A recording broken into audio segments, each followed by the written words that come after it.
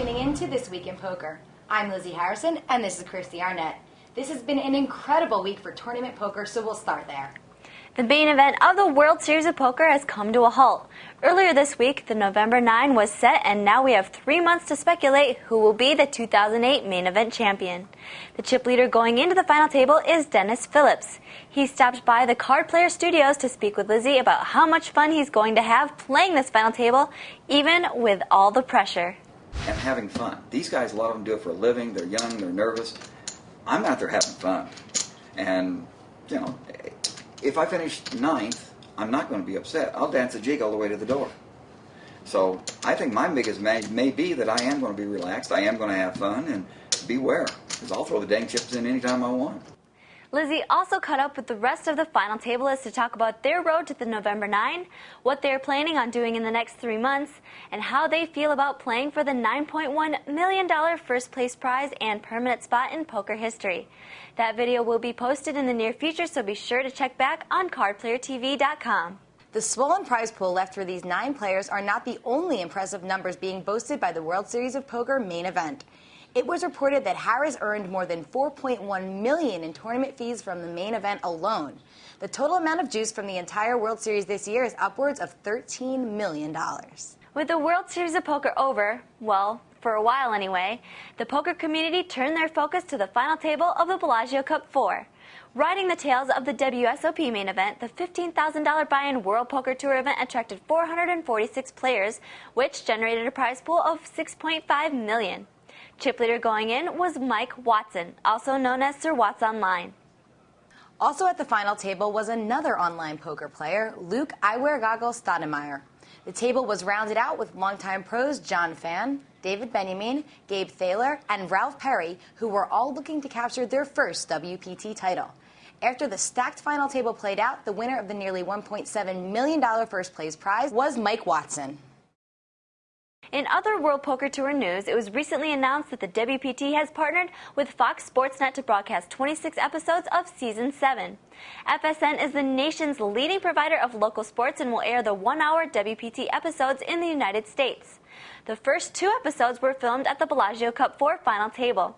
The television schedule will be announced by FSN and the WPT at a later date. Check back on cardplayertv.com for a full feature video on the new deal, but for now, here's a preview. Are finally, like a man in the desert who's been wanting a drink for a long time, finding our way on a sports network. Fox Sports Network will be the new home of the World Poker Tour. This is really a part of a wonderful beginning partnership that we have with Fox Sports and with News Corp to have, I believe, a profound and long-term impact on the poker world. In other tournament poker news, the 2008 Deep Stack Extravaganza Series at the Venetian ended this week with the culmination of its $5,000 buy-in championship event. The 2007 European Poker Tour Baden winner, Julian Thu, walked away with more than $251,000.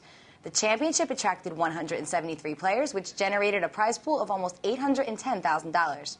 Chris Tribo was the runner-up and took home just over $147,000. Poker for charity never gets old.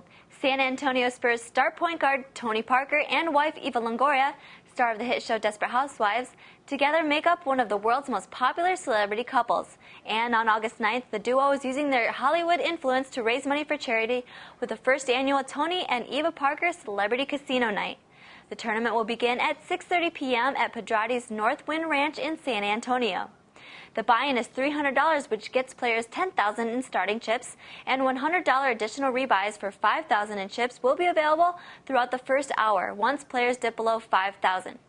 At the break, players can purchase one last add-on for $200 and get an extra $15,000 in chips. Casino games will also be running during the tournament, including blackjack, roulette, craps, slot machines, and a money wheel.